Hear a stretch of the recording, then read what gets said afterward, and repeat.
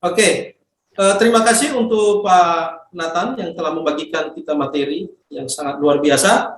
Hari ini banyak hal ya yang kita dapatkan dari para pemateri kita. Kita langsung saja untuk mempersingkat waktu, memberikan kesempatan kepada pemateri yang ketiga, yaitu Pak Willy. Kepada Bapak dipersilakan. Kalau kami bisa mari masukkan, mungkin nanti slide-nya itu di slideshow ya, supaya lebih besar layarnya, karena ini permintaan dari para penonton kita di YouTube, mungkin pakai HP mereka. Kepada Bapak kami persilahkan. Masih mute, Pak?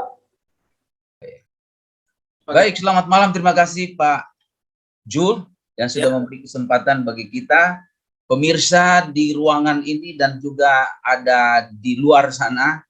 Kami mengasihi saudara-saudara dan terima kasih sudah bersama-sama.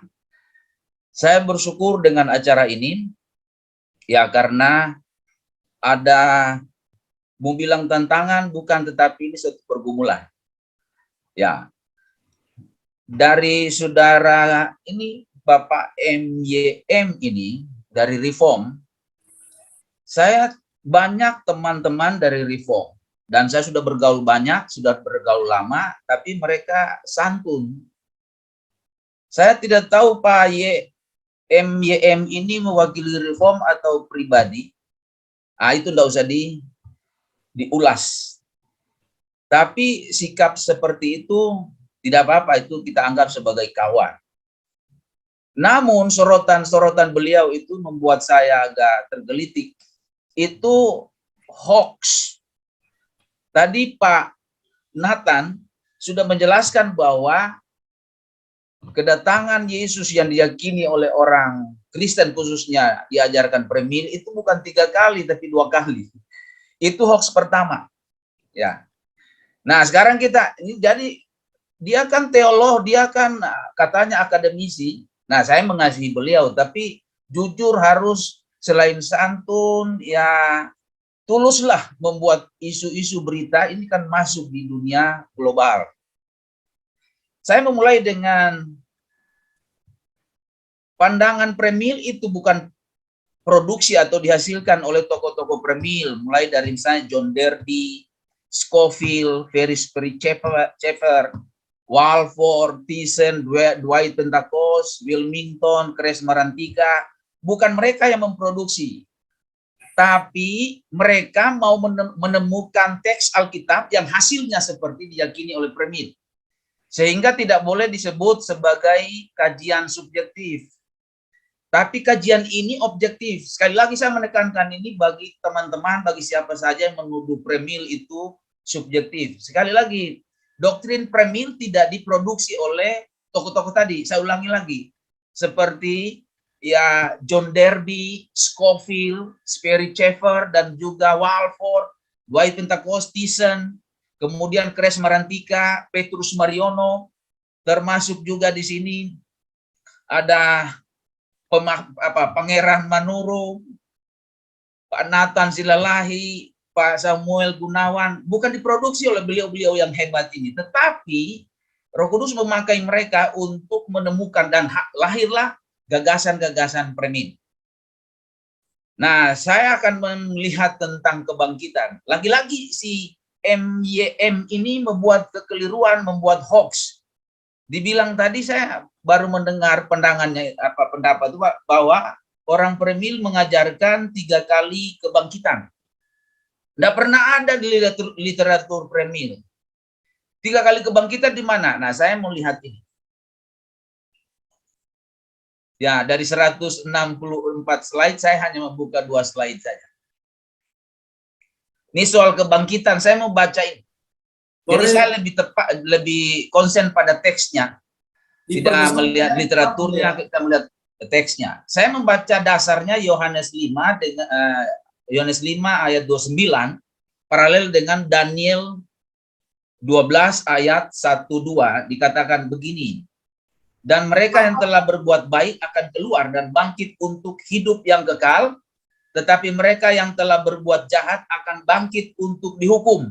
Dari sini dasarnya bahwa ada kebangkitan orang percaya dan kebangkitan orang tidak percaya. Nanti kita lihat ke depannya seperti apa. Nah, konsen saya ini di sini pada Wahyu 20, kita lihat Wahyu 20 ayat yang keempat, bagian terakhir. Mohon maaf Pak Willy, boleh di slideshow ya? Ini ada yang gambar, bukan, yang ada gambar seperti gambar layar TV itu yang di bawah bapaknya tadi itu di sebelahnya. Coba diklik itu, nanti biar. Oh, Iya, oke. Sudah Pak, terima kasih. oh, saya kira tadi sudah bisa kelihatan karena gede tulisan. Oke, baik. Jadi saya memulai dengan ini nih, Wahyu 20 ayat 4. Seperti saya katakan tadi, saya konsen pada teksnya aja. Bagian terakhir bilang begini, dan mereka hidup kembali dan memerintah sebagai raja bersama-sama dengan Kristus untuk masa 1000 tahun. Ini kebangkitan. Ini perhatikan kata esesan ini dari kata zao. Zao itu hidup. Esesan kai ebasileusan. Meta Kristo. Ini nggak boleh dibantah. Nggak boleh dibantah, ini teks. Ini lebih kuat daripada mengambil buku di perpustakaan menurut ini. Ya, ini apalagi ini apa modusnya ini indikatif. Modus indikatif itu menekankan tentang kepastian tindakan itu. Jadi di ayat 20 Wahyu 20 ayat 4c saja sudah memberi kepastian bahwa kebangkitan ini bukan mitos. Kebangkitan ini real. Secara ilmiah, kebangkitan ini ditunjang oleh teks ini. Kalau kita bicara soal teks berarti ilmiah. Ya, esesan itu sekali lagi modusnya indikatif menunjuk pada kepastian, berarti kalau diterjemahkan bagian C Wahyu 20 itu jadi orang-orang itu karena jamak, orang-orang itu hidup. Hidup itu diterjemahkan oleh lain bangkit menjadi raja dan memerintah bersama atau memerintah bersama Kristus. Meta Kristo, meta dengan genetif itu berarti dengan bersama-sama. Jadi kalau orang mengatakan tidak ada kebangkitan nanti, sama saja bohong tentang memerintah bersama Yesus. Tidak benar. Apalagi teks ini kan ditulis sumbernya dari Yesus sendiri di Pulau Patmos itu sangat sukar dibantah kalau itu kebenaran. Lalu kita melihat esesan ini maknanya adalah orang-orang bangkit sebelum kerajaan milenium. Kita mau kumpul dulu soal kebangkitan baru menyimpulkan. Apakah kebangkitan itu 3 kali seperti tuduhan saudara MYM tadi atau berapa kali? Kita melihat Alkitab bilang berapa kali. Kalau Alkitab bilang 10 kali, kita bilang 10 kali. Tapi kalau kita bilang berapa kali, kita ikuti Alkitab aja. Lalu ayat 5. Nah, ini konsen saya juga di ayat 5 atau konsen kita. Alkitab lain ditulis begini, tetapi orang-orang mati yang lain tidak bangkit sebelum berakhir masa yang 1000 tahun itu. Inilah kebangkitan pertama. Ini di sini, jadi orang-orang mati, ada orang-orang mati. Ini nih ho, loipo, tonekron. Jadi orang-orang yang tidur, yang mati itu tidak akan hidup, tidak akan di situ tidak akan bangkit, sebenarnya tidak akan hidup dari kuburan itu, sebenarnya tidak akan bangkit dalam arti sini. Sebelum kata sebenarnya sebelum itu dipakai terjemahan biasa, terjemahan lain, tapi sama saja pengertian karena akri itu terjemahannya adalah sampai selesai ta kilia ete atau sampai selesai kerajaan 1000 tahun. Jadi ini teks. Dan ini ilmiah, bukan rohani, bukan mitos. Ya, karena itu selidiki Alkitab, jangan hanya lihat-lihat teks menurut pakar ini, menurut buku ini, itu sekunder. Lihat teksnya. Kalau teksnya ini kan tulisan Roh Kudus melalui orang-orang dalam arti ya wahyu dari Roh Kudus. Jadi sampai akri itu kata kuncinya, salah satu kata kunci bahwa orang-orang yang mati ini adalah siapa nantinya? Orang-orang mati tidak akan dibangkitkan selama atau sebelum kerajaan 1000 tahun selesai. Jadi ada orang yang akan dibangkitkan sesudah kerajaan 1000 tahun. Itu pengertian ayat 5 ini. Kata ingkar ini atau partikel ingkar ok itu memberi penjelasan bahwa orang-orang mati lain itu bangkit sesudah kerajaan 1000 tahun. Jadi teksnya mengatakan bahwa ada kebangkitan sesudah kerajaan 1000 tahun. Jangan dibilang nggak ada. Yang bilang itu siapa? Nggak benar orang itu, hoax. Ya, karena itu saya mengasihi kawan-kawan, tapi yang benar dong memberikan tuduhan, jangan dulu tuduhan, barangkali memberikan kesan. Jangan dibuat-buat supaya kelihatan populer, lalu menjelekkan premil. Tidak benar. Yang siapa yang sudah baca atau sudah dengar YouTube-nya MYM ini hoax. Tidak benar. Alkitab tidak pernah mengatakan begini. Ini ayat 5 mengatakan orang-orang mati lain ya tidak bangkit sebelum kerajaan 1000 tahun. Berarti ada kebangkitan sesudah kerajaan 1000 tahun. Mana yang benar? Si MYM atau teks ini? Literaturnya dia atau teks ini? Teks ini dong, ini kan dari Roh Kudus. Ya, jemaat pilih teks ini ilmiah dan ini rohani. Ya, ayat 5. Kesimpulannya, ya sebelum kesimpulan masih ada ayat 5. Kata yang dipakai di sana ada anastasis prote. Ini kebangkitan, anastasis, kebangkitan pertama. Kalau ada kebangkitan pertama, ada kebangkitan kedua. Jadi, kalau kita lihat ayat 5 ini, kebangkitan pertama menunjuk kepada semua orang percaya yang dibangkitkan sebelum milenium. Nah, beliau tadi membuat pemetaan bahwa sebelum kerajaan 1000 tahun itu katanya ada 2 jenis kebangkitan. Tidak benar. Tidak pernah, Alkitab tidak pernah mengajarkan itu, dan buku-buku ditulis oleh tokoh-tokoh premil tidak pernah ada begitu. Beliau ini ambil dari mana? Ya, jadi coba yang benar dong kalau mau bikin berita. Tidak pernah ada. Sekali lagi, jadi anastasis prote itu dari kata proton, ada kebangkitan pertama. Kalau kebangkitan pertama ada, berarti ada kebangkitan kedua. Kebangkitan pertama ini menunjuk kepada orang percaya sebelum milenium. Nah, siapa itu? Yaitu orang, ini sudah dikatakan sini, orang perjanjian lama yang percaya, orang PB termasuk, lalu gereja yang ada dan orang-orang di tribulasi, semuanya itu bangkit sebelum kerajaan 1000 tahun. Itu yang disebut dengan kebangkitan pertama. Dan nanti ada kebangkitan kedua, ya. Kebangkitan kedua itu adalah ini dikatakan di ayat 5, yaitu orang-orang mati lain bangkit sesudah kerajaan 1000 tahun. Teks benar-benar mengatakan ada di sini.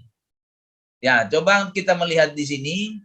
Saya mungkin singkat saja, tapi membuat kesimpulan di bagian-bagian ini. Nah, langsung saja, hanya dua ayat ini, ayat 6 saya baca lagi. Ayat 6, Wahyu 20. Berbahagialah dan kuduslah ia yang mendapat bagian dalam kebangkitan pertama. Lagi-lagi, kematian yang kedua, ada kematian kedua, berarti ada kematian pertama. Kematian yang kedua tidak berkuasa lagi atas mereka, tetapi mereka akan menjadi imam-imam Allah dan Kristus dan seterusnya. Tekanan kita adalah ada kematian pertama dan ada kematian kedua. Nanti kita simpulkan. Di ayat 6 menjelaskan itu, ada penjelasan di sini. Ada kematian yang kedua. Ini nih, ho deuteros thanatos.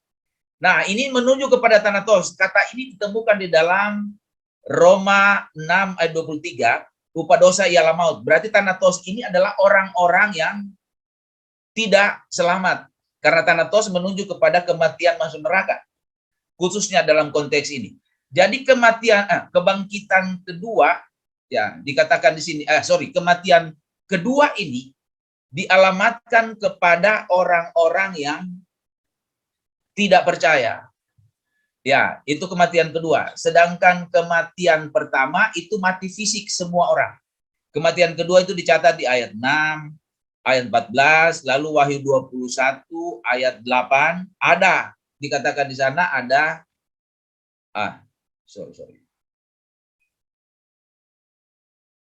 maaf.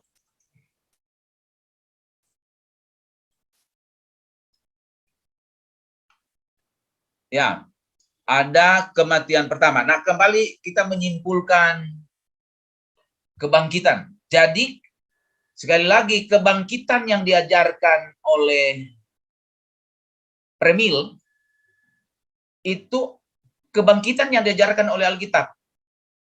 Yang di ayat 5 tadi dikatakan bahwa kebangkitan pertama itu adalah kebangkitan orang percaya sebelum kerajaan milenium. Siapa mereka? Yaitu orang percaya di dalam PL. Kita mulai dulu dengan barangkali lebih awal itu rapture, yaitu gereja. Lalu kemudian orang PL bangkit di akhir tribulasi. Kalau Daniel 12 menjelaskan itu, kemudian orang mati di tribulasi. Nah, itu kebangkitan yang pertama. Jadi kebangkitan itu tidak dipilah-pilah menjadi dua kebangkitan. Tidak benar, saya mengulangi, tidak benar.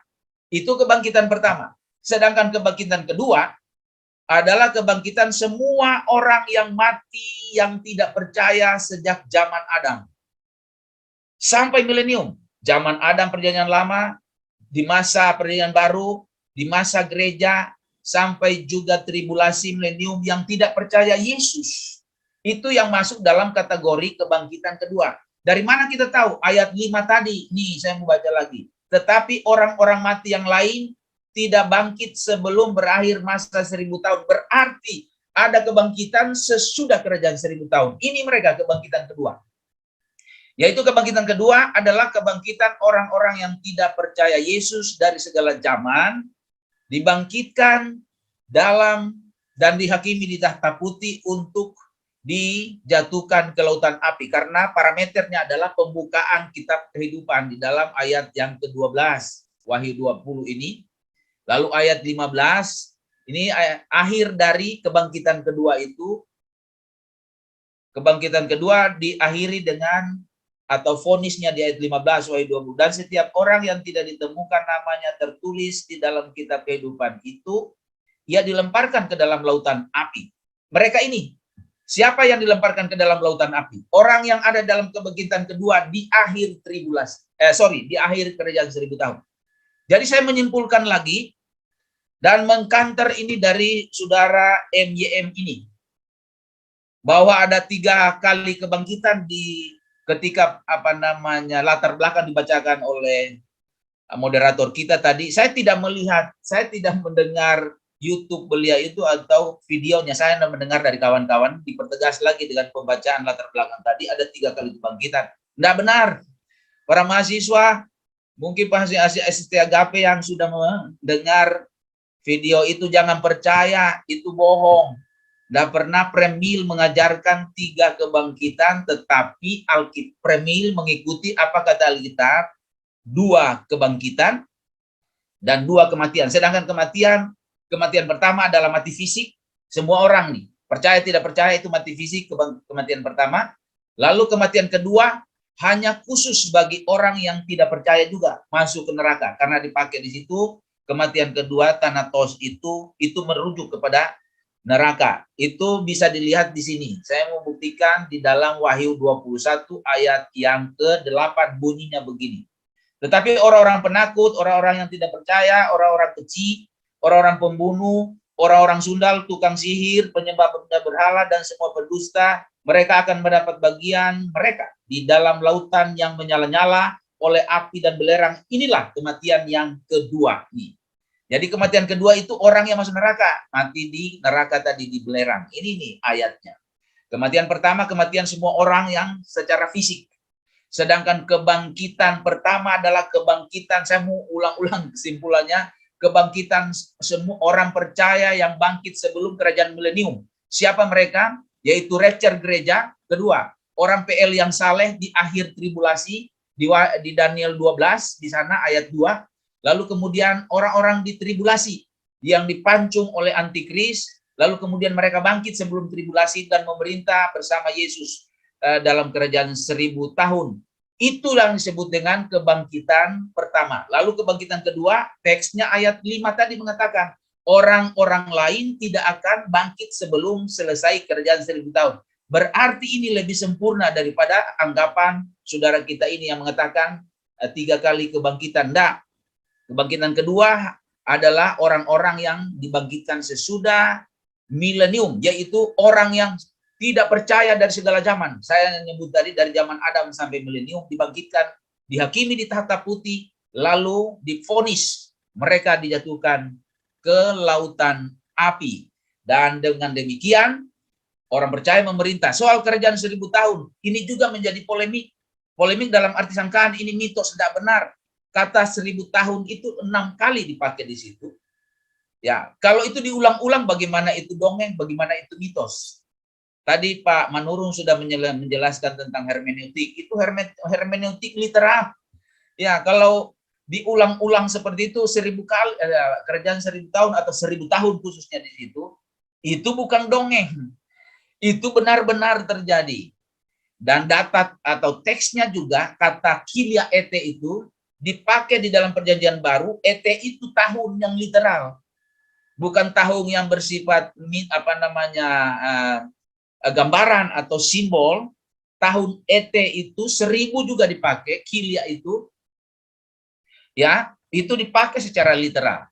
Karena itu kita tidak bisa menemukan di dalam teks Alkitab ini, khususnya sedang dibahas itu, Premil membuat satu tafsiran atau dogma atau doktrin yang secara subjektif. Tidak pernah. Selalu dilihat ini objektif. Di mana subjektifnya? Tidak ada. Ini objektif semua. Apa kata Alkitab itu aja yang diyakini oleh Premil. Lalu kemudian soal kerjaan 1000 tahun, walaupun itu dibahas tertentu, itu juga mengatakan bahwa itu tidak pernah ada. Bagaimana tidak pernah ada?